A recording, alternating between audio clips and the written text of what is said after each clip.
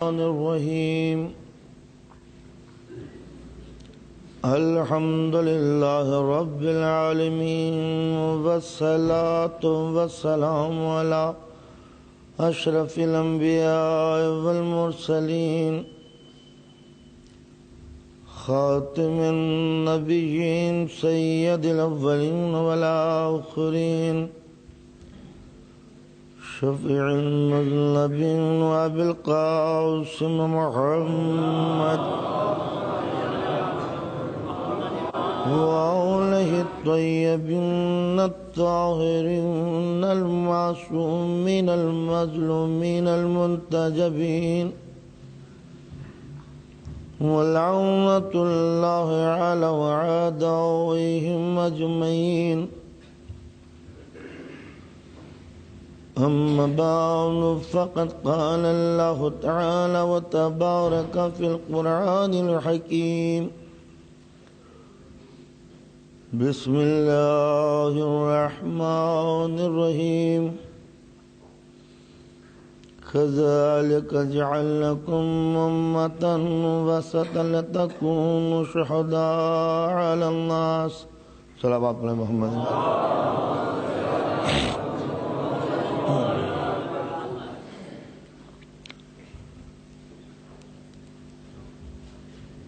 برادران ایمانی، اس دنیا میں ہر چیز کا ایک مخصوص مقام ہے،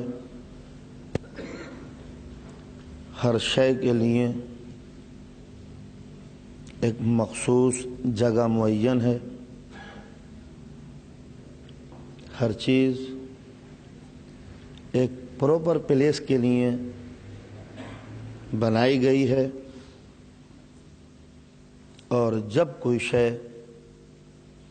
اپنی جگہ سے ہٹتی ہے، اپنا مقام چھوڑتی ہے، اپنی حیثیت سے بڑھتی ہے یا اپنی حیثیت سے گرتی ہے، جبھی دنیا میں ہنگامے پیدا ہوتے ہیں. اگر کوئی شے، کوئی چیز اپنے صحیح مقام پر ہے، صحیح جگہ پر ہے، تو یہ سکون کی بات ہے، اطمینان کا سبب ہے، شانتی ہے، درستگی ہے، راستگی ہے. اور اگر کوئی چیز ذرا سی بھی ہٹی، ہنگامہ ہے، فساد ہے، شورش ہے، فتنہ ہے، ظلم ہے. وضع الشیء فی محلہ، کوئی چیز اگر اپنے محل پر ہے تو عدل ہے. وضع الشیء فی غیر محلہ، کوئی چیز اپنے محل سے ہٹ گئی تو وہ ظلم ہے. آپ کار ڈرائیو کرتے ہیں، اگر سیدھی سیدھی چلی جا رہی ہے تو منزل پر پہنچ جائیں گے، اور اگر ادھر ہوئی یا ادھر گئی تو یا تو آپ ادھر گئے یا ادھر گئے. یہی دو منزلیں ہیں انسان کی. تو انسان بھی ایک وجود ہے، کبھی یہ اپنی حیثیت سے بڑھ جاتا ہے، کبھی یہ اپنی حیثیت سے گر جاتا ہے. اور جب بھی انسان اپنی حیثیت سے بڑھتا ہے تب بھی یہ ظالم ہے، اپنی حیثیت سے گرتا ہے تب بھی یہ ظالم ہے. جو انسان اپنی حیثیت کو بھلا دے اس نے خود پر ظلم کیا، جو اپنی حیثیت کو بڑھا دے اس نے خود کے اوپر ظلم کیا. یہ دنیا جبھی درست ہو سکتی ہے جب ہر چیز اپنی صحیح جگہ پر ہو. دنیا میں ہنگامے جبھی جنم لیتے ہیں جب چیزیں اپنا مرکز چھوڑ دیتے ہیں. جہاں آپ کی جگہ ہے آپ بیٹھے رہیں، جہاں میری جگہ ہے میں بیٹھا رہوں. آپ اپنے دائرے میں رہیں، میں اپنے سرکل میں رہوں. نبی اپنی جگہ پر ہو، امام اپنی جگہ پر ہو، امت اپنی جگہ پر ہو، آقا اپنی جگہ پر ہو، غلام اپنی جگہ پر ہو. جب غلام آقا بننے کی کوشش کرے گا تب ہنگامے ہوں گے، جب آقا کو غلام کی منزل مل جائے گی تب ظلم ہوگا۔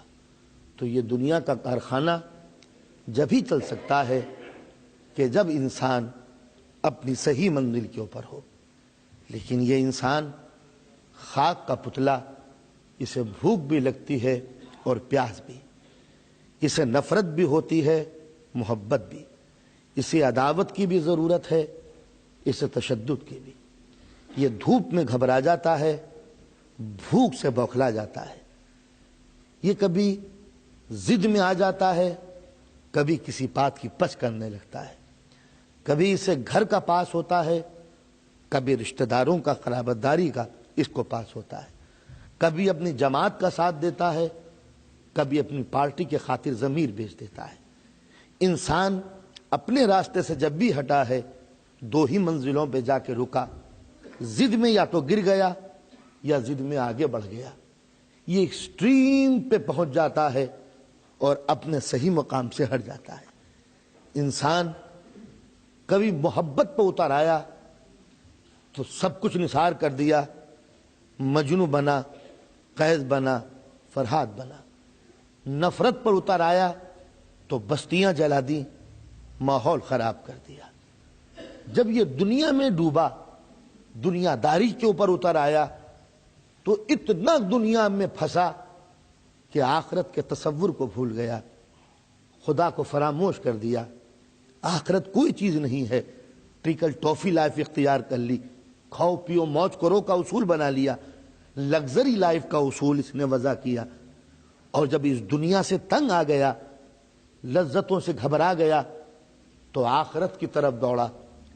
جب آخرت کی طرف دوڑا تو دنیا کو بھول گیا، بیوی بچوں کا فراموش کر دیا، کبھی عبادت کا طرف رخ نہ کیا، دنیا میں ہل جا رہا، بزنس سے فرصت نہیں، دکان سے نکلنے کا موقع نہیں، دنیا کماتا رہا، اور جب دنیا نے ڈسا تو مسجد کے کونے میں آ کے بیٹھ گیا، تسبیحات میں سنبھال لی، اب اللہ کرنے کے لیے بیٹھ گیا۔ یہ ایکسٹریم یہ بھی تھا، ایکسٹریمزم وہ بھی ہے، افراد کی منزل یہ بھی تھی، تفرید کی منزل وہ بھی ہے۔ نہ آدمی کا یہ صحیح مقام ہے کہ دنیا میں گھل جائے، اور نہ آخرت کا یہ انسان کا یہ آخری مقام ہے کہ بس دنیا کا ہو جائے۔ اس لیے کہ جو دنیا کا ہو گیا، دنیا نے اسے ڈبو دیا، اور جو سمجھتا ہے کہ دنیا کو ختم کر کے آخرت کے ہو جائیں، وہ سب کا ہو سکتا ہے مگر دنیا کا نہیں ہو سکتا۔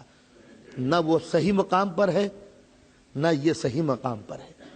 جب انسان کو غصہ آیا، شمشیر بکف ہوا، ہاتھ میں تلوار لی، لشکر لے کے آگے بڑھا، بستیوں کو ویران کرتا چلا گیا، بچوں کو یتیم بنا دیا۔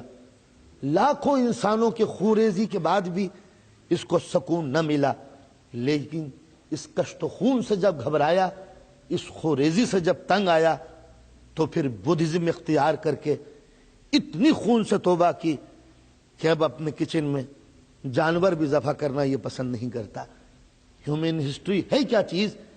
انسان کے دو نقطوں پہ لڑکھڑاہٹ کا نام ہے تاریخ انسانی۔ کبھی انسان اس نقطے پہ پہنچتا ہے، اشوک دا گریٹ نام سنا ہوگا آپ نے، ہندوستان کا ایک عظیم راجہ شہنشاہ تھا جس نے بستیوں کو لوٹا، آبادیوں کو ویران کیا، ملکوں کو فتح کیا۔ اڑیسہ کے ملک پہ جا کے جب حملہ کیا ہے تو لاکھوں انسان کی لاشیں لگ گئیں، اور جب ان لاشوں کو دیکھا تو اب اتنا تنگ آیا جنگ سے کہ ہتھیار ختم کر دیے اور بدھزم اختیار کر لیا۔ بدھزم ہے کیا؟ کسی کو قتل مت کرو، حد یہ ہے کہ کپڑا منہ پہ باندھے رہو کہ کہیں کوئی جانور تمہارے منہ میں جا کے ختم نہ ہو جائے، یعنی تم ختم ہو جاؤ بات دوسری ہے، مگر کسی جانور کو بھی ختم مت کرو۔ یہ ہے ایکسٹریم کی منزل، جہاں انسان نہ اس نقطے پہ رکتا ہے نہ اس نقطے پہ رکتا ہے۔ کبھی انسان فحاشی بدکاری کے اوپر اتر آیا تو کوٹھے آباد کر لیے، کلچر، اخلاق، تہذیب، تمدن سب کچھ کھو دیا سیکس کی خاطر، اور جب اس سے تنگ آیا تو برہمچاری بن کر جنگلوں میں نکل گیا، گیرواں کپڑے پہن لیے. نہ یہ انسان کا صحیح مقام تھا نہ وہ انسان کا صحیح مقام ہے. تو ایک کی چیز کو آپ دیکھتے چلے جائیں. جب انسان کھانے کے اوپر اتر آیا تو کھاتا گیا, اتنا کھاتا گیا کہ اب ڈاکٹر نے بالکل ٹوٹلی ڈائٹنگ کا حکم دے دیا, تو اب کوئی چیز نہیں کھاتا. وہ بھی ایکسٹریم ہے, یہ بھی ایکسٹریم ہے. وہ بھی افراط ہے, وہ بھی تفریط ہے. آرام کا تصور ہوا, بہترین قسم کے نرم فلیکسیبل گدے استعمال کیے, گدے پہ لگاتا چلا گیا, نرم اور نرم, اتنا نرم کہ ریڑھ کی ہڈی میں درد ہونے لگا. ڈاکٹروں نے کہا کہ سخت زمین پر سونے لگیے تاکہ یہ درد ختم ہو جائے. وہ بھی ایکسٹریم ہے, یہ بھی ایکسٹریم ہے. آپ نے اندازہ لگایا کہ انسان دو ضدوں کے درمیان ڈگمگا رہا ہے, جس لائک پینڈولم. نہ اس نقطے پر قرار ملتا ہے نہ اس پوائنٹ پر سکون ملتا ہے. انسان کی یہی رفتار, یہ گو اینڈ فرو, یہ ہے سیولائزیشن, یہ ہے ہیومن ہسٹری. انسانیت کی پوری تاریخ انہی دو نقطوں کے درمیان میں ڈگمگاتا رہا. یہ انسان کبھی حد سے بڑھ گیا اور جب تنگ آیا تو حد سے گر گیا. یہ کسی ایک قوم کے لیے نہیں, مزاج انسان ہی ایسا ہے. کبھی ایک دم آخری منزلوں پہ پہنچ جاتا ہے, کہیں ایک دم نیچے پہنچ جاتا ہے. مجلس میں کبھی بیٹھا تو یا تو اتنا درود پڑھی کہ کوئی سن نہ سکے, یا اتنا چپ ہو گیا کہ ذاکر ہی بولتا رہے اور کوئی سن نہ سکے. اب ایسا معلوم ہوا گیا. تو آپ نے اندازہ لگایا کہ انسان کا مزاج, انسان کا دماغ, انسانی طبیعت دو ضدوں کے درمیان میں ڈگمگا رہی ہے. ایک یہ ضد اور ایک دوسری ضد. کبھی یہ آخرت کا ہے تو آخرت کا ہو گیا, کبھی دنیا میں پھنسا تو بس دنیا کا ہو کے رہ گیا. کبھی تدبیر کا قائل ہوا تو اپنے عمل ہی پہ بھروسہ کرتا رہا, کبھی تقدیر کا قائل ہوا تو ہاتھ پر ہاتھ دھر کے بیٹھ گیا کہ جو مقدر میں لکھا ہے وہی ہو کے رہے گا. تو میں کہاں تک مثالیں دوں, کہاں تک آپ کا وقت لوں. پوری انسانیت کی تاریخ انہی دو نقطوں کے درمیان میں ڈگمگا رہی ہے. تو انسان جب ان دو نقطوں پر زندگی گزارتا ہے, ان ایکسٹریم پوائنٹ کے اوپر, تو انسانیت تباہ و برباد ہو جاتی ہے. اب اسے کوئی ایسا قانون ہو کہ اگر انسان گرے تو اسے اٹھا دے, اور انسان حد سے بڑھے تو اسے نیچے اتار لے. اسی قانون کا اصطلاحی نام اسلام ہے.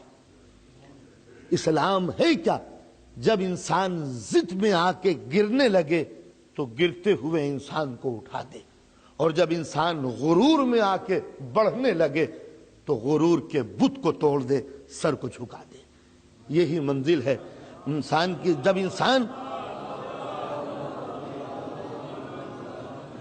انسان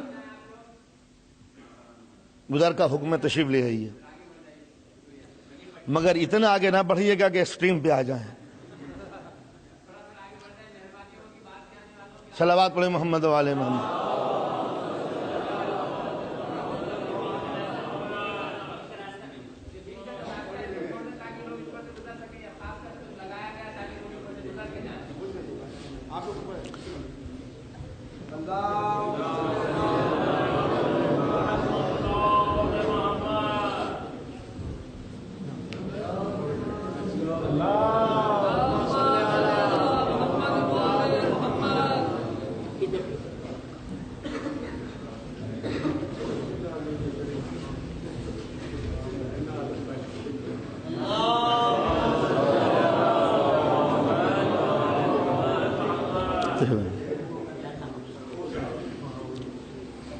باواز بلند صلوات پڑھیں محمد علیہ.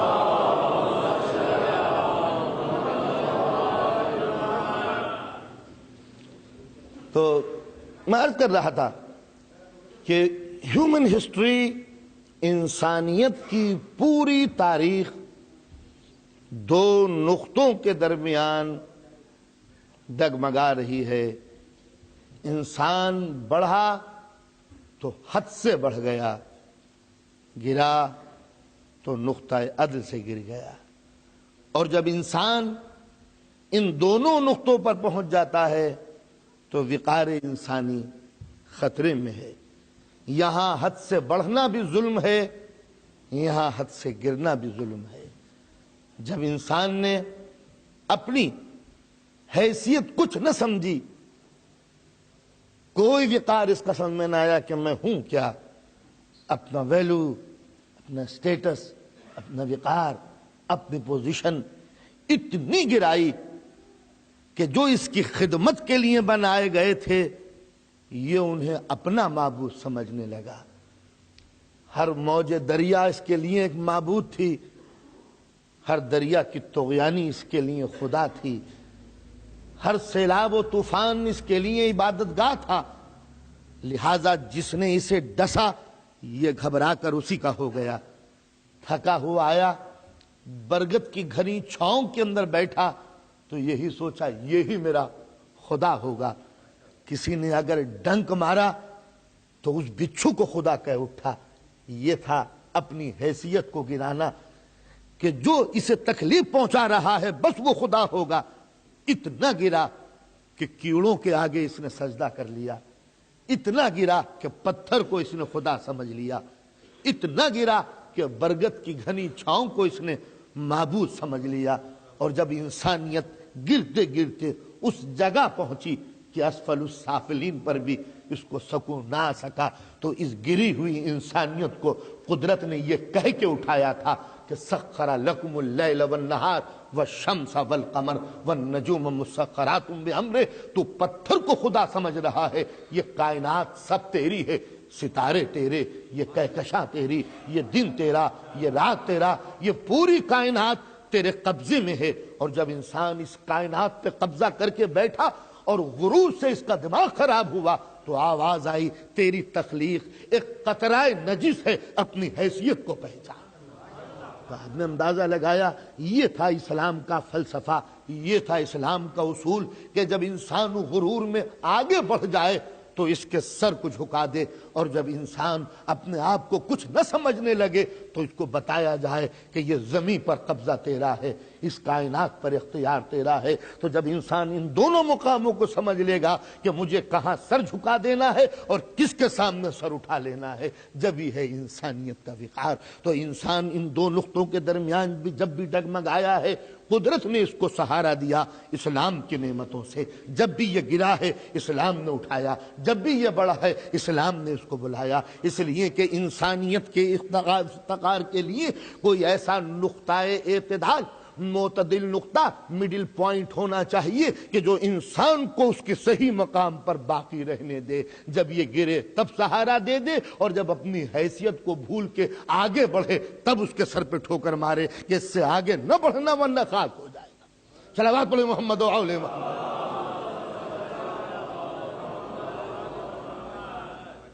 تو اب ایک ایسے قانون کی ضرورت تھی کہ جو انسان کو آگے بڑھنے سے روک دے، ایک ایسے قانون کی ضرورت تھی جو پیچھے ہٹتے ہوئے انسان کو آگے بڑھا دے۔ اسی پر میری 10 مجلسیں ہوں گی کہ اسلام نے انسان کو امت وسط قرار دیا ہے کہ تم درمیانی امت ہو، ایکسٹریمسٹ نہیں ہو، نہ حد سے بڑھنے والے نہ حد سے گرنے والے۔ انسانیت کو اس کے صحیح مقام پر، انسان کو اس کی صحیح پوزیشن پر رکھنے کے لیے ایک کانسٹیٹیوشن کی ضرورت تھی، ایک دستور کی ضرورت تھی، ایک قانون کی ضرورت تھی۔ اس قانون کا اصطلاحی نام ہے قرآن۔ قرآن وہ شے ہے کہ جس پر پابندی عمل کے نتیجے پر انسان نہ حد سے بڑھ سکتا ہے نہ حد سے گر سکتا ہے۔ تو جو قانون انسان کو مڈل پوائنٹ پہ لا کے چھوڑ دے وہ خود بھی عدالت کے اوپر مبنی ہوگا۔ یعنی اس قرآن کا کام یہ ہے نہ انسان کو بڑھنے دے نہ انسان کو گھٹنے دے، اس کے صحیح پوزیشن پر لا کے رکھ دے۔ تو ظاہر ہے وہ کتاب بھی ایسی ہونی چاہیے، نہ افراد پہ ہو نہ تفرید کے اوپر ہو، نہ حد سے بڑھی ہوئی ہو نہ حد سے گھٹی ہوئی ہو۔ جب ہی تو وہ دوسروں کو پیغام دے گی جب اس کی خود بھی پوزیشن ایک مڈل پوائنٹ کی ہو۔ تو اب آئیے ذرا قرآن مجید پر کچھ بحث ہو جائے اور پھر اس کے بعد ہم بحث کریں گے، آگے بڑھنے کی کوشش کریں گے۔ صلوات پڑھیں محمد و آل محمد۔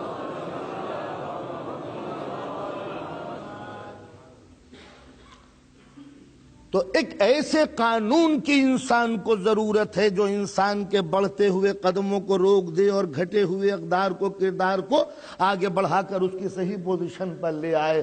تو اس کتاب کے لیے ضرورت تھی کہ وہ ہو کیسی. تو اب اگر یہ کانسٹیٹیوشن والی کتاب بہت ضخیم ہو، بہت موٹی ہو، سینکڑوں والیوم ہو، تو بندہ پرور سب سے بڑا صدمہ یہ ہوگا کہ اس کو پڑھنے کے لیے انسان کے پاس وقت کہاں سے آئے گا. تو طویل کتاب نہ ہو ورنہ انسان نقطہ جائے گا. 30 پاروں کی کتاب 6666 آیتوں کا مجموعہ نہ اتنی موٹی ہے کہ پڑھنے سے بخار آ جائے اور نہ اتنی مختصر ہے کہ کوئی بات سمجھ میں نہ آ سکے، مطلب گنجلک ہو جائے. تو اب اندھیرا ویلوم ایسا کہ اگر کوئی پڑھنا چاہے تو حافظ بن جائے، اتنی. اور ایسی بھی نہیں کہ جس کو آدمی ایک سانس میں پڑھے اور ختم ہو جائے کہ صاحب 2-4 لفظوں کے اوپر 10 کمانڈمنٹس کی طرح ایک کتاب تھی، بات ختم ہو گیا. تو نہ طویل ہو جو یاد نہ ہو سکے اور نہ اتنی مختصر ہو کہ سمجھ میں نہ آ سکے. تو یہ دونوں پوزیشن ہوئی، ایکسٹریم سے بچایا. یہ پروز ہو یا پوئٹری ہو. تو اگر پروز ہوتی تو جو نظم والے شاعر ہیں ان کی سمجھ میں نہ آتا کہ یہ ہے کیا چیز. اور اگر یہ شاعری ہوتی تو جو نثر والے ہیں وہ کہتے کہ شعر و شاعری سے ہمیں کوئی مطلب نہیں ہے. قرآن مجید کی زبان ایسی رکھی گئی جو پروز بھی ہے، پوئٹری بھی ہے. نہیں جب پڑھو تو معلوم ہوتا ہے کہ جیسے فلک سے ترنم کے جھرنے گر رہے ہیں. تو شاعری ایسی کہ اگر خانہ کعبہ پہ آیت لگا دی جائے تو بڑے بڑے شاعروں کے کلام اتر جائیں. آپ کو معلوم ہے کہ خانہ کعبہ میں جہاں بتوں کی پوجا ہوتی تھی وہاں 7 قصیدے 7 نظمیں لکھی ہوئی تھی جن کو آ کے عرب ہر ہفتے میں ایک روز میں اس کو پڑھنا ثواب سمجھتے تھے اور اس کی عبادت کرتے تھے. خانہ کعبہ کی دیوار کے اوپر 7 سب معلقہ 7 قصیدے لگے ہوئے تھے جن کو آ کر عرب خدا کی طرح ان کو پوچھتے تھے. اتنی پوزیشن تھی. لیکن جب مکے میں قرآن مجید نازل ہوا ایک مرتبہ صاحب قرآن نے اپنے دوست جانشین بھائی قوت بازو کو حکم دیا، علی ایک مختصر سا سورہ آیا ہے، رات کو جا کر جہاں وہ 7 قصیدے ٹنگے ہوئے لٹک رہے ہیں اسی کے پہلو میں قرآن مجید کی یہ 3 آیتیں لکھ دینا. اِنَّا أَعْطَيْنَاكَ الْكَوْثَرَ فَصَلِّ لِرَبِّكَ وَانْحَرْ إِنَّ شَانِئَكَ هُوَ الْأَبْتَرُ. اب جو عربوں کی آنکھ کھلی اور پوجا اور عبادت کرنے کے لیے 7 قصیدوں کی آئے تو ایک مرتبہ دیکھا کہ بڑے بڑے قصیدوں کے پہلو میں 3 سینٹنس لکھے ہوئے ہیں، اِنَّا أَعْطَيْنَاكَ الْكَوْثَرَ فَصَلِّ لِرَبِّكَ وَانْحَرْ إِنَّ شَانِئَكَ هُوَ الْأَبْتَرُ. اب جتنے بھی شاعر آئے جن کے وہ کلام تھے، جن کے وہ قصیدے تھے، انہوں نے اتار کر لپیٹ کے پاکٹوں میں رکھنے شروع کر دیے. بس یہی حق میں اور باطل میں فرق ہوتا ہے کہ جب تک حق نہیں ہوتا باطل چمکتا ہے اور جب حق آ جاتا ہے تو باطل منہ چھپا لیتا ہے. صلوات علی محمد و علیہ. تو یہ ستارے جب ہی چمکتے ہیں جب سورج نہیں نکلتا، اور جب سورج نکل جاتا ہے تو ستارے اپنا گھونگھٹ میں چھپا لیتے ہیں. تو جن شاعروں نے یہ کلام لکھے تھے ان کو اتنا ناز تھا کہ صبح کو آگے دیکھتے تھے کہ کتنی جبینیں ہیں جو جھک رہی ہیں، کتنے سر ہیں جو پرستش کر رہے ہیں، کتنے عقیدت مند ہیں جو اس کی عبادت کے لیے اپنی جبینیں نیاز جھکا دیتے ہیں. اور اب جو آئے تو اب ظاہر ہے کہ بڑے بڑے قصیدوں کے مقابلے میں ایک چھوٹے سا سینٹنس لگا ہوا ہے، اِنَّا أَعْطَيْنَاكَ الْكَوْثَرَ فَصَلِّ لِرَبِّكَ وَانْحَرْ إِنَّ شَانِئَكَ هُوَ الْأَبْتَرُ. اب ایک بڑا شاعر آیا جو لیڈر تھا، کہا ذرا دیکھو تو صحیح یہ کسی نے 3 سینٹنس لکھ دیے، کتنے یہ 3 لائن سے لکھ دی کہ جس نے ہمارے قصیدوں کی بنیادوں کو ہلا کے رکھ دیا. ایک مرتبہ اس عظیم شاعر نے شروع سے لے کے نیچے تک اپنے قصیدوں پہ بھی نظر ڈالی اور ان 3 جملوں کو دیکھا، اِنَّا أَعْطَيْنَاكَ الْكَوْثَرَ فَصَلِّ لِرَبِّكَ وَانْحَرْ إِنَّ شَانِئَكَ هُوَ الْأَبْتَرُ. نیچے لکھتا ہے وَمَا هَٰذَا كَلَامُ الْبَشَرِ. یہ کسی انسان کا کلام نہیں ہو سکتا.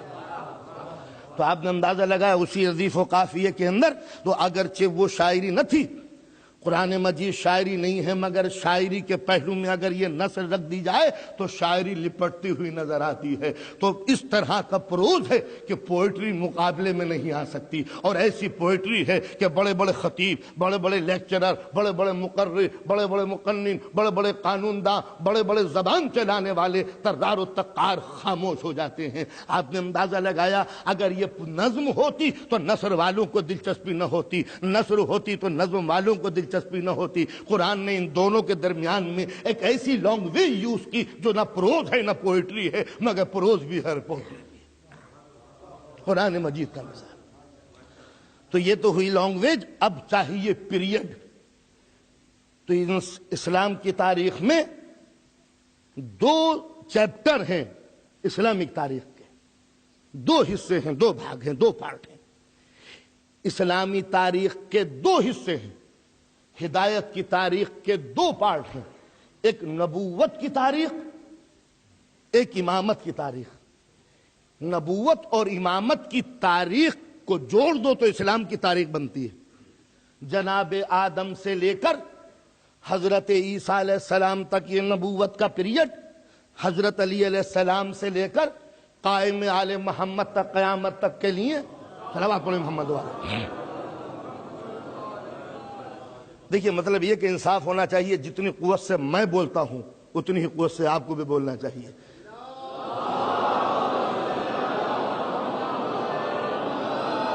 ورنہ پھر یہ دو ایکسٹریم پوائنٹ ہو جائیں گے کہ میں بولتا رہوں آپ چپ رہیں۔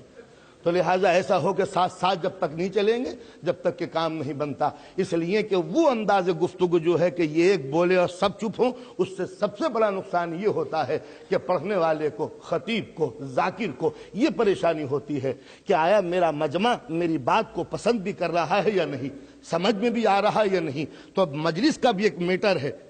تو جب تک کہ یہ نہ معلوم ہو ذاکر کو کہ میں جو پڑھ رہا ہوں وہ مجمع لائق کرتا ہے یا نہیں کرتا، جب تک بیچارہ ذاکر پریشان ہو جاتا ہے، ایسا محسوس ہوتا ہے جیسے اکیلا چلا جا رہا ہے۔ تو اس طرح جب میں چلوں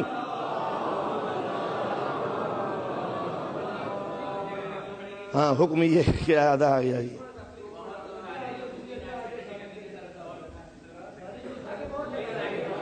جو پیچھے والے ہیں وہ خود ہی آ جائیں ادھر کو، آگے آتے رہیں۔ ہاں جلدی جلدی ورنہ پھر وہ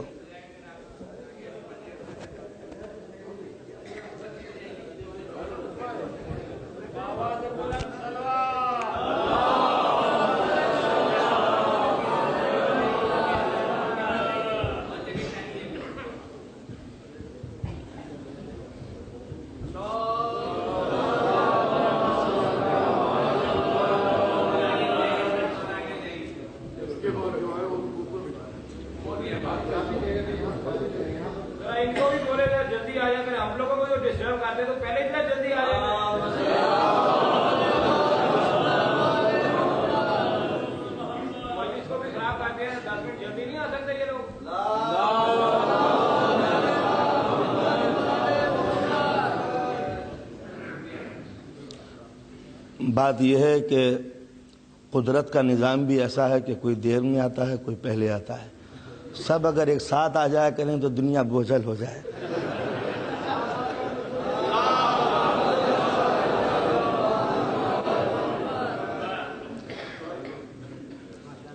تو ارباب کرم میں کہہ رہا تھا کہ انسانیت دو نقطوں کے درمیان ڈگمگا رہی ہے۔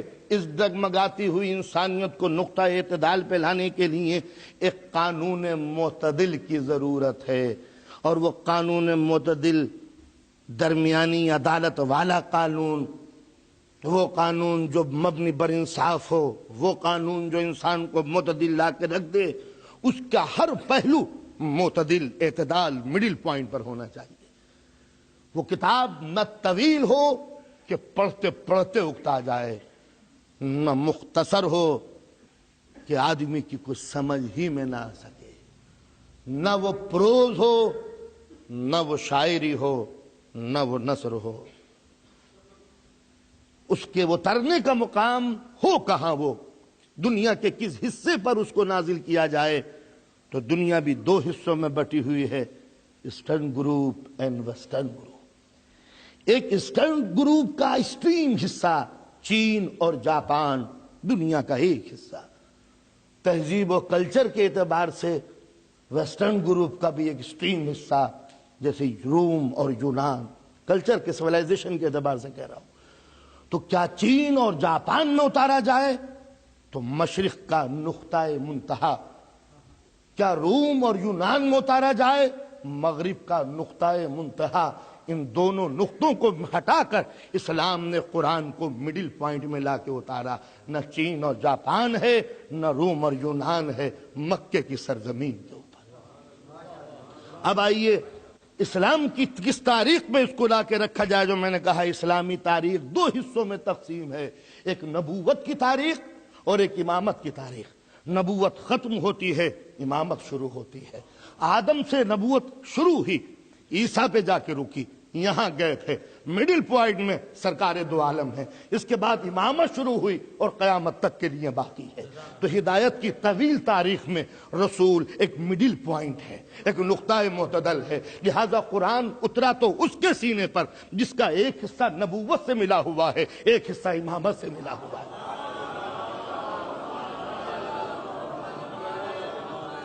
اب یہ قرآن جب بیچ میں آیا تو یہ نہیں کہا اس نے کہ وہ سب جھوٹے تھے، نہ کہ یہ سب میرے تھے. تو جب نبوتوں کو سینے سے لگا لیا کہ یہ سب میرے تھے، تو امامتوں کو بڑھ کے کلیجے سے لگا لیا کہ یہ سب میرے ہیں. تو نبوت اور امامت میں فرق کیا ہے کہ نبوت وہ ہے جو مجھ کو لاتی ہے، امامت وہ ہے جو مجھے بچاتی ہے. صلوات علی محمد و آل محمد. تو نبوت وہ جو قرآن کو لائے اور امامت وہ جو قرآن کو بچائے. اب فیصلہ آپ کے اوپر ہے کہ لانے والے کی ذمہ داریاں کچھ اور ہوتی ہیں، بچانے والے کی ذمہ داریاں کچھ اور ہوتی ہیں. لانے والا لا کے سو جاتا ہے، بچانے والا کبھی سوتا نہیں ہے، جاگتا رہتا ہے. اس لیے کہ جب بچانے والا سو جائے گا تو پھر بچائے گا کون؟ غنیم حملہ کریں گے تو بچائے گا کون؟ دشمن حملہ کرے گا تو بچائے گا کون؟ تفسیر غلط ہوگی تو بچائے گا کون؟ معنی غلط ہوں گے تو بچائے گا کون؟ مفہوم غلط لیا جائے گا تو بچائے گا کون؟ لفظوں کی غلط تعویل ہوگی تو بچائے گا کون؟ تو نبی لا کے سو گئے، امام جاگ رہا ہے بچانے کے لیے.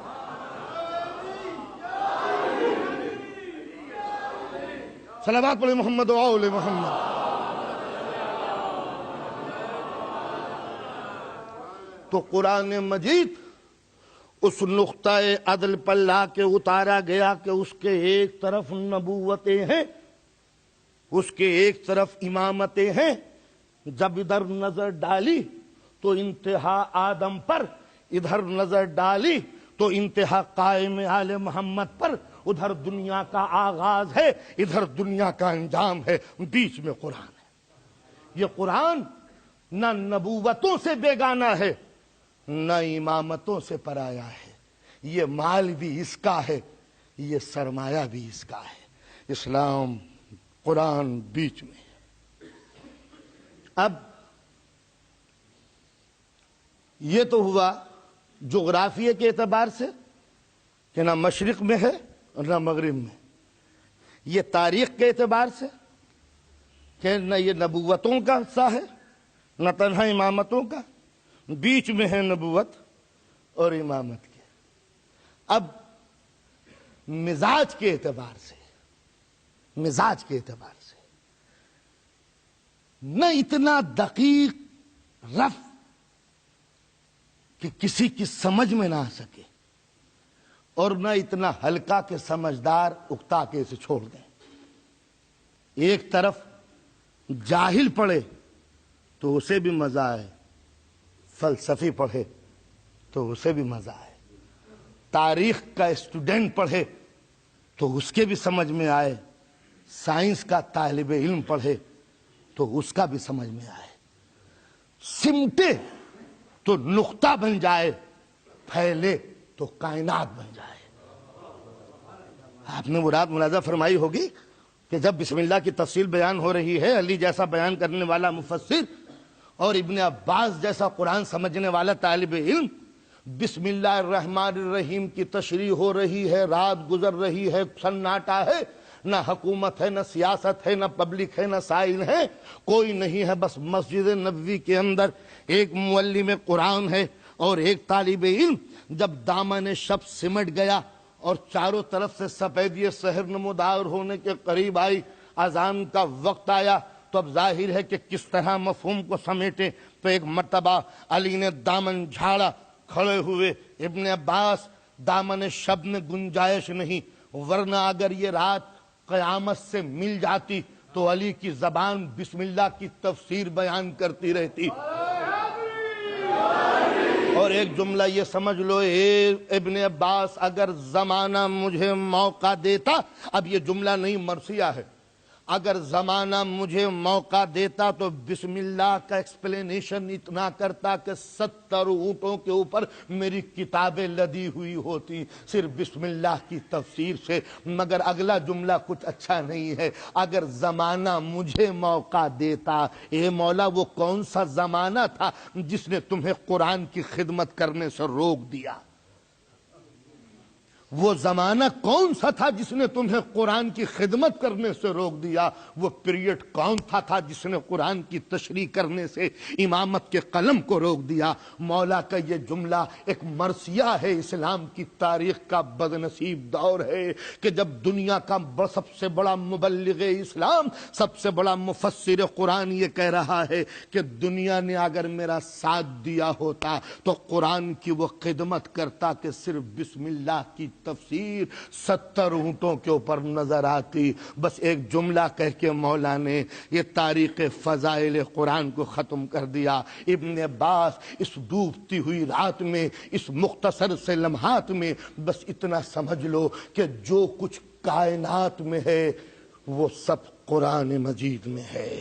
جو قرآن میں ہے وہ الحمد میں ہے، جو الحمد میں ہے وہ بسم اللہ میں ہے، جو بسم اللہ میں ہے وہ اس کی بے میں ہے، جو بے میں ہے وہ اس کے نقطے میں ہے۔ وَأَنَا النُّقْطَةُ تَحْتَ الْبَاءِ، اور میں وہ نقطہ ہوں جو بے کے نیچے ہے۔ آپ نے اندازہ لگایا؟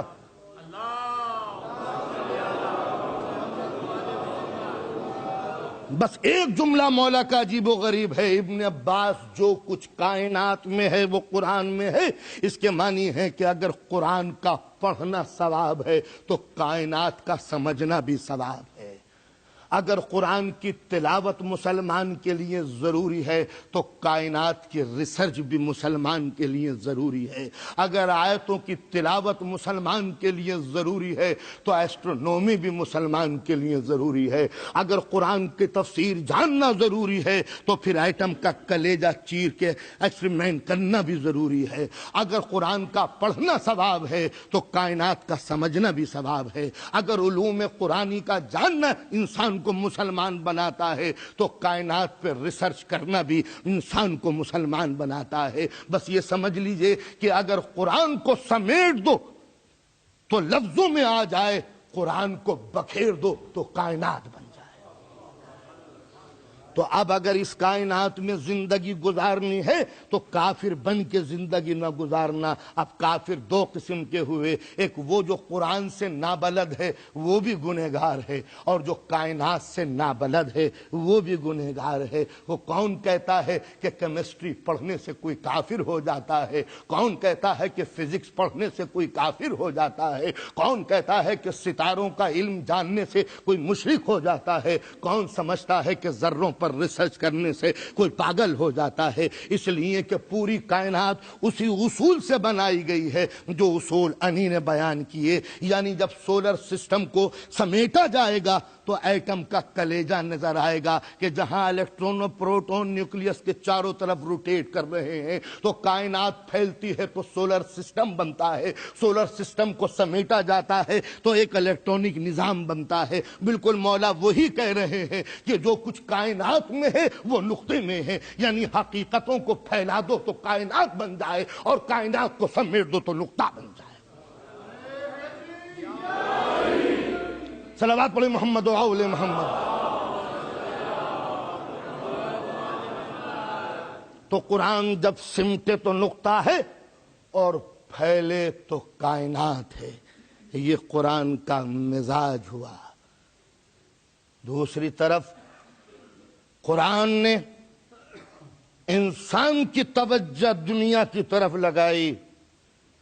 ربنا آتینا فی الدنیا حسنہ، اے پالنے والے اس دنیا میں مجھے نیکیاں دے.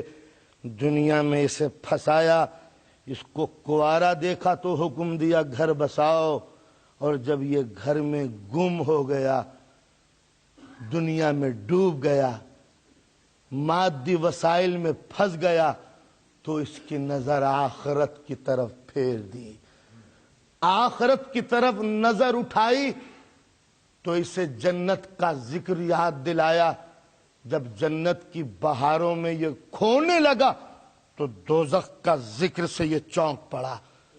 دوزخ کے ذکر سے گھبرایا تھا تو توبہ کا دروازہ کھول دیا. جب توبہ کا دروازہ کھول کے یہ اترایا میں توبہ کر لیں گے، تو عمل کی طرف بلایا. جب عمل میں یہ پھنسا تو اس کی نیت کا حکم دیا. عمل ہے تو نیت کا درست کر لینا. غرض کے کسی ایک بھی نقطے پر انسان کو جمنے نہ دیا، کہیں یہ نیچے نہ آ جائے، کہیں یہ حد سے آگے نہ بڑھ جائے. ایسا نظام بنایا کہ جب یہ کہیں آخرت ہی کا ہو کے نہ رہ جائے، ورنہ دنیا برباد کر دے گا. حکم دیا جو دنیا کو چھوڑ دے اس کی آخرت بھی نہیں ملے گی، اور جو آخرت ہی کا ہو جائے اس کی دنیا بگڑ جائے گی. جس نے دنیا بگاڑ لی وہ ہم میں سے نہیں، بس جس نے آخرت کو تباہ کر دیا وہ بھی ہم میں سے نہیں. ایک ایسا نظام، مستحکم نظام بنایا کہ انسان کو نقطۂ عدل پر لا کے رکھا. ایک ایسا نظام قرآن مجید کا کہ لفظوں میں دبدبا بھی ہے، لفظوں میں خوف بھی ہے، لفظوں میں ترس بھی ہے، لفظوں میں ہیبت بھی ہے. وہ باپ جو بیٹی کو دفن کر کے نہ گھبراتا ہو وہ سن لے تو کانپنے لگے. وہ عابد جو رات دن عبادت میں مشغول ہو وہ سن لے تو دنیا کی طرف پلٹے. جو دنیا میں کھو چکا ہو وہ سن لے تو آخرت کی طرف دھیان ہو جائے. ایک ایسا نظام کہ جو انسان کو نقطۂ عدل پر لا کے رکھے. تو یہ وہ نظام ہے. جب لفظوں میں آئے تو قرآن بنا. قرآن بنا تو کیا غلطیاں ہیں؟ کہا غلطیوں سے پاک ہے، غلطیوں سے مبرہ ہے. قرآن پاک ہے، قرآن طاہر ہے، قرآن طیب ہے. مگر یہ قانون کی کتاب لفظوں میں ہے.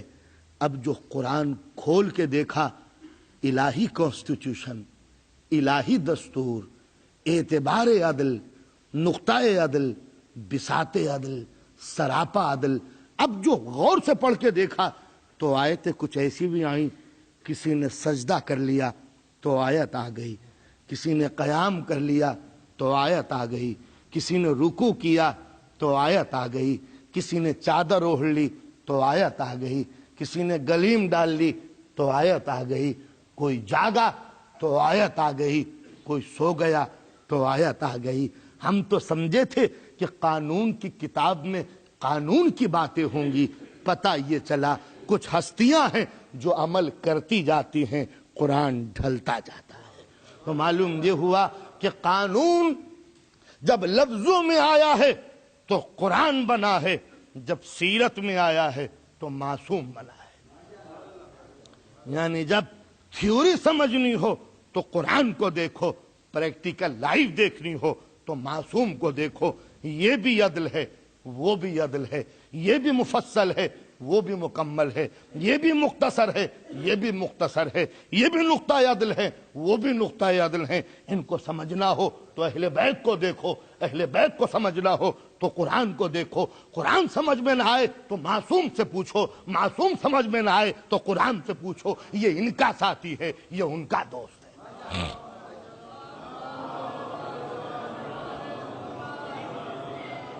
قرآن دعویٰ کرتا ہے، یہ دلیل دیتے ہیں. اہل بیت دلیل پیش کرتے ہیں، یہ دعویٰ کرتا ہے.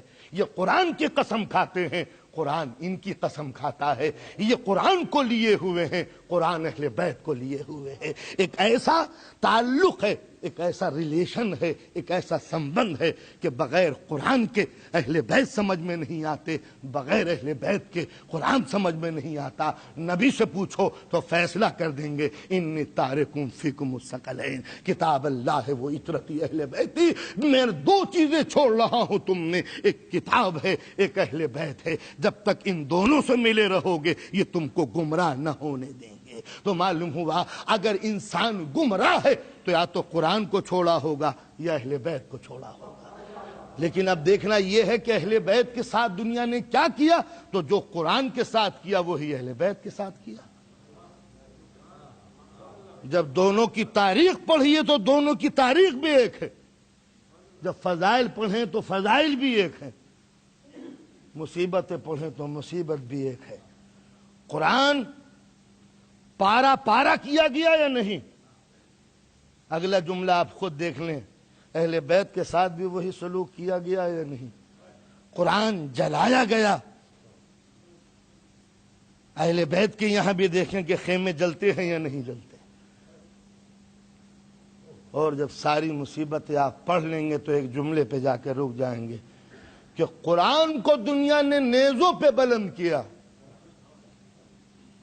تو اہل بیت کا مقدر بھی یہیں پر لے کے آیا کہ قرآن اگر ظالم دنیا نے تجھے نیزوں پہ بلند کیا ہے تو ہمارے سر بھی نیزوں پہ بلند ہوں گے، مگر اللہ کی قسم جب قرآن نیزے پہ بلند کیا گیا تو یہ اہل بیت سے جدا نہ ہوا، اور جب اہل بیت نیزوں پہ بلند کیے گئے تو قرآن ان کی زبان سے جدا نہ ہوا۔ جب قرآن نیزوں پر تھا، قرآن جب نیزے پہ تھا تو اہل بیت کی طرف دیکھ رہا تھا، اور جب اہل بیت کے کٹے ہوئے سر نو کے نیزہ پہ ہیں تو قرآن پڑھ رہے ہیں، یہ بتانے کے لیے کہ جب انسان مر جاتا ہے تو سب سے سمبند ٹوٹ جاتے ہیں، سب سے رشتے ختم ہو جاتے ہیں، مگر جب ہمارے سر میں اور جسم میں رشتہ نہ رہے تب بھی ہمارا قرآن سے رشتہ رہتا ہے۔ تو جو مر کے قرآن سے جدا نہ ہو سکے وہ زندگی میں قرآن سے جدا کیا ہوگا؟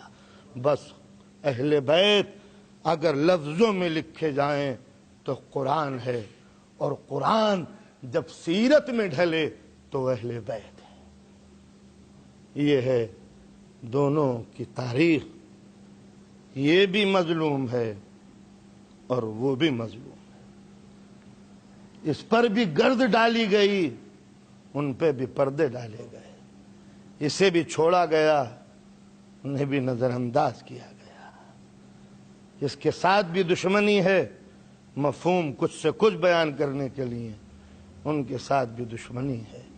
دشمنی نہ ہوتی تو آج صف ماتم پر قرآن والوں کا ذکر کیوں ہوتا؟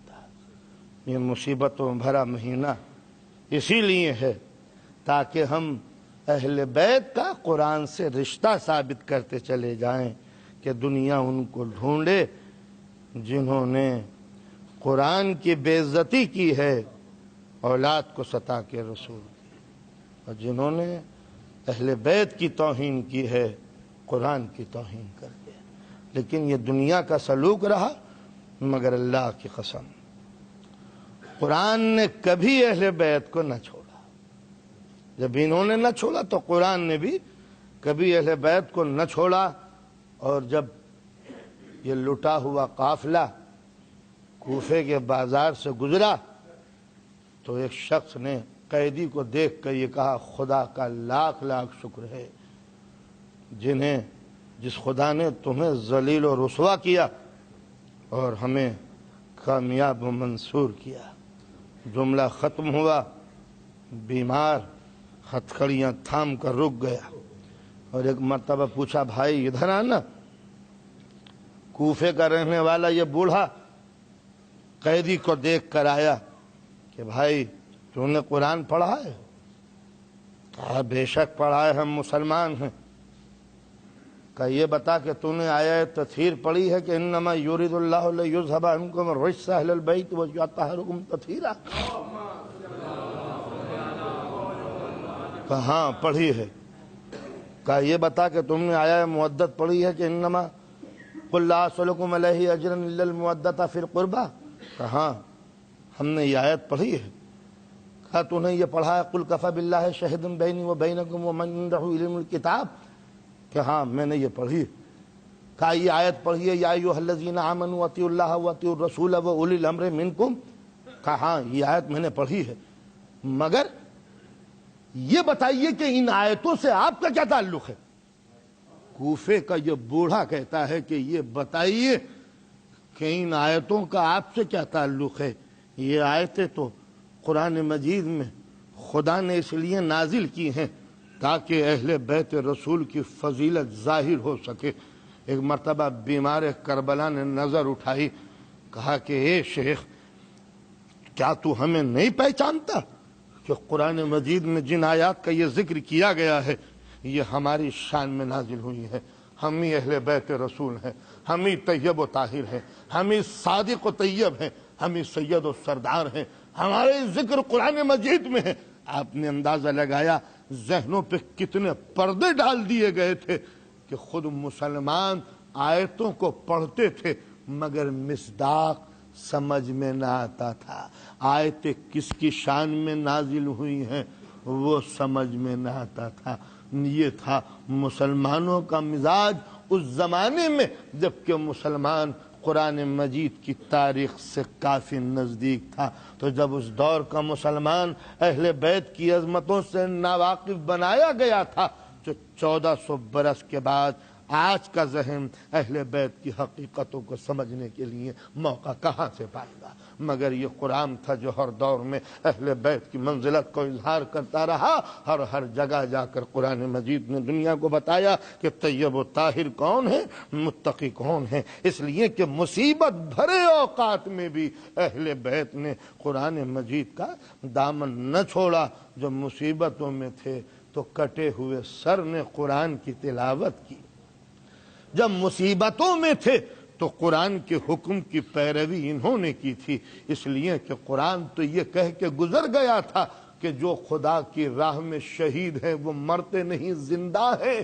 یہ قرآن کا دعویٰ تھا، مگر ثبوت کون پیش کرے گا کہ شہیدان راہ خدا زندہ ہوتے ہیں؟ تو حسین نے کٹے ہوئے سر سے قرآن کی تلاوت کر کے بتا دیا کہ قرآن نے دعویٰ کیا ہے کہ شہید راہ خدا کبھی مرتے نہیں، زندہ ہیں۔ ہم زندہ رہ کے ثبوت پیش کر رہے ہیں کہ قرآن جو کہہ رہا ہے وہ درست کہہ رہا ہے، ورنہ اگر یہ کٹے ہوئے سر نہ بولتے تو قرآن مجید کی آبرو خطرے میں پڑ جاتی کہ شہید راہ خدا زندہ کیسے ہوتے ہیں۔ انہوں نے بول کے بتا دیا کہ قرآن جو کہہ رہا ہے وہ درست کہہ رہا ہے۔ ارباب کرم، یہی وجہ ہے کہ قرآن مجید کو اہل بیت نے نہ چھوڑا، اور قرآن نے اہل بیت کو جدا نہ ہونے دیا اور اہل بیت نے قرآن مجید کو جدا نہ ہونے دیا۔ یزید کا بھرا ہوا دربار، اور اسی دربار میں آل رسول قیدی بنے کھڑے ہیں۔ یزید لعین ایک ایک بی بی پر نظر ڈالتا ہے، خوش ہو رہا ہے ابو سفیان کا جانشین محمد کی بیٹیوں کو دیکھ کر۔ دل دکھانے کے لیے ایک جملہ کہا، اے شمر ارے تو نے کن کنیزوں کو لا کے کھڑا کر دیا ہے؟ آپ یہ نہ سمجھیں کہ یزید ناواقف تھا جو کہہ رہا ہے کہ کن کنیزوں کو لا کے کھڑا کر دیا ہے۔ ظالم بے حیا جانتا تھا کہ یہ بیٹیاں کس کی ہیں، مگر انجان بن کے اس لیے پوچھا تاکہ شمر بیان کرنے لگے کہ اے یزید یہ کنیزیں نہیں ہیں، یہ نبی کی بیٹیاں ہیں، یہ زینب ہے، یہ کلثوم ہے، یہ رقیہ ہے، یہ سکینہ ہے۔ ہاں حسین کے عزادارو، حسین کے سوگوارو، محرم کی ابتدا ہے، تمہیں رونا ہے، پرسہ دینا ہے اس معصومہ کو، پرسہ دینا ہے سرکار دو عالم کو۔ ہاں پرسہ دیتے وقت کبھی شرم محسوس نہ کیجیے گا کہ بھلا لندن میں رہ کے ہم روئیں کیسے، پرسہ دو تو اس طرح دو جیسے کوئی گھر کا غلام اپنے آقا کو پرسہ دیتا ہے۔ امام جعفر صادق ہیں، مجلس بپا ہو رہی ہے، خطیب منبر پہ بیٹھا ہوا مجلس پڑھ رہا ہے۔ ایک مرتبہ مولا اٹھے اور ابو بصیر سے کہتے ہیں، ابو بصیر ارے تو ہمارے جد کے غم میں رو نہیں رہا؟ ابو بصیر نے رومال ہٹا دیا، مولا میری آنکھوں میں آنسو ہیں، میں رو رہا ہوں۔ کہا ابو بصیر اس طرح نہ رونا جیسے غیر روتے ہیں، اس طرح رو جیسے کوئی ماں اس بیٹے کو روئے جس کی گود میں بچہ ذبح کر دیا گیا۔ تو حسین کے رونے والوں، رسول کے غلاموں، جناب معصومہ کے خادموں، جب اہل بیت کو پرسہ دینا ہو تو رونے میں شرم نہ کرنا کہ بھلا روئیں گے تو دنیا کیا کہے گی۔ جن پر مصیبتیں ظاہر ہوتی ہیں وہ اظہار مصیبت میں شرماتے نہیں ہیں۔ یہی آنسو تھے جس نے ذکر حسین کو بچا لیا، اور ذکر حسین وہ تھا جس نے قرآن و دین کو بچا لیا۔ لہذا زینب اس طرح رو جیسے زینب روئی، اس طرح رو جیسے سکینہ روئی، اس طرح رو جیسے جناب صغرا روئی۔ اچھا اگر وہ دل بھر کے رو لیتے تو میں کہتا کہ اب رونے کی ضرورت نہیں ہے، بیٹی رو چکی ہوگی، میں کہتا اب رونے کی ضرورت نہیں ہے، زینب رو چکی ہوگی۔ لیکن جب تاریخ پڑھتا ہوں اور یہ دیکھتا ہوں جب سکینہ روئی تو تماچے لگائے جانے لگے، جب زینب روئی تو تازیانے سے تکلیف پہنچانے لگی، سیدانیوں کے آنسو دب گئے، صدائیں گھڑ گئیں۔ اے شہزادیوں، کل تمہاری آوازیں بند کرائی گئی تھی، آج تمہارے غم میں ہماری آوازیں وفق، تمہارے آنسو خشک ہو کے رہ گئے، آج تمہارے آنسو ہماری آنکھوں سے نکلیں گے۔ کل تم کو ماتم کرنے کا موقع نہ ملا، اس لیے تو زینب نے کہا تھا یزید تو ہمیں آزاد کر رہا ہے تو ایک کرم کر دے کہ رونے کی اجازت دے دے کہ ہم جی بھر کے اپنے مظلوموں کا ماتم کر سکیں۔ یزید کو مجبوراً حکم دینا پڑا، اچھا اب تمہیں اجازت ہے کہ تم رو سکتی ہو۔ تو زینب نے 16 دن یزید کے محل میں حسین کا ماتم رات دن کیا تھا۔ اے دوستو بس ایک جملہ سن لو اور آپ کی زحمت کو تمام کرتا ہوں۔ آج 1400 برس کے بعد 1400 برس کے بعد جب ایک خطیب منبر پر بیٹھ کر کربلا کی مصیبتیں بیان کرتا ہے تو کلیجہ منہ کو آ جاتا ہے۔ ذرا اس مجلسوں کا اندازہ لگاؤ جہاں زینب بیٹھی ہوئی کربلا کی مصیبتیں بیان کر رہی۔ ارے بیویو، اے شام والی عورتوں، ارے ہمارے شوہروں کو ذبح کر دیا گیا۔ بس تاریخ کا ایک جملہ ہے کہ جس وقت یزید نے قیدیوں کو آزاد کرنے کا حکم دیا تو ایک مرتبہ زینب نے کہا جب تک کہ ہمارا لٹا ہوا سامان نہ مل جائے گا ہم نہیں جائیں گے۔ اور جب سامان کا سوال ہوا کہا یہ سامان نہیں، ہمارے شہیدوں کے سر لا دو۔ ارباب کرم ایک مصیبت ہے، مجلس بھری ہوئی ہے، تمام شام کی عورتیں پرسہ دینے کے لیے جمع ہے، یزید کا محل کھچا کھچ بھرا ہوا ہے شام کی عورتوں سے۔ ایک مرتبہ قیدیوں کے مطالبے پہ سر آنے شروع ہوئے۔ سب سے پہلے حر کا سر آیا، زینب کھڑی ہو گئی، ہمارے مہمان معاف کر دینا، ہم تمہاری خاطر و مدارات نہ کر سکے۔ حبیب کا کٹا ہوا سر آیا، اے بھیا کے بچپن کے ساتھی زینب تجھے سلام کہتی ہے۔ ایک ایک سر آتا رہا، دوستوں کے سر آئے، غلاموں کے سر آئے۔ اور دوستو جب غلاموں کے سر آ گئے تو جگر کے ٹکڑوں کے سر آئے، اور محمد کے سر آئے، قاسم کا سر آیا، سر آتے رہے۔ اب ایک جملہ کہوں گا، ایک مرتبہ یہ سر آتے آتے روکے اور ایک سر آیا، حسین چہرہ، 18 برس کا سن۔ بس جیسے ہی 18 برس کے نوجوان کا سر آیا، شام کی عورتیں چیخ مار کے کھڑی ہو گئی، اور ایک عورت آگے بڑھی، زینب کے سامنے جا کے بیٹھ گئی اور ایک جملہ کہتی ہے زینب اتنا بتا دے، جب اس نوجوان کا سر کٹا تھا تو کیا اس کی ماں زندہ تھی؟ ارے خدا کرے اس کی ماں دنیا میں نہ ہوتی تاکہ یہ منظر اپنی آنکھوں سے نہ دیکھتی۔ زینب تڑپ گئی۔ اے بیویو، ارے ام لیلہ کے بازو تھام لو، یہ علی اکبر کی ماں۔ اجرکم اللہ خیر جزاء اللہ علی الظالمین الی یوم الدین۔ اللہم اغفر للمؤمنین والمؤمنات والمسلمین والمسلمات الاحیاء منہم والاموات، تعاون بیننا وبینہم بالخیرات انک مجیب الدعوات انک علی کل شیء قدیر۔ یا اللہ یا اللہ یا اللہ، الہی بتصدق محمد و آل محمد ہمارے گناہوں کو معاف فرما۔ پالنے والے اس مجلس میں جو بیمار ہوں، سید سجاد کا صدقہ انہیں شفاء کامل عطا فرمانا۔ اے کریم ان کے دلی مقاصد کو پورا کرنا، ان کے بچوں کو مصیبتوں سے بچانا، انہیں حادثات سے محفوظ رکھنا، ان کے کاروبار میں برکت ہو، ان کے عمل میں اضافہ ہو۔ کریم ہم جو بھی کام کریں وہ اہل بیت کی خوشنودی کے لیے کریں۔ خدا نخواستہ اگر ہم میں کوئی بے نمازی ہو تو اس کو سید سجاد کے صدقوں سجدوں کا واسطہ ہمیں عبادت گزار بنا دے۔ اے کریم ہمارے بچوں کو نیک عمل کی توفیق دے، ہماری بیٹیوں کو حجاب و پردے کی اجازت دے۔ اے کریم ہم جب تک زندہ رہیں رسول کی سیرت پر چلتے رہیں، جب اس دنیا سے اٹھیں تو رسول کے دین پر قائم ہو۔ اے کریم اب اس کو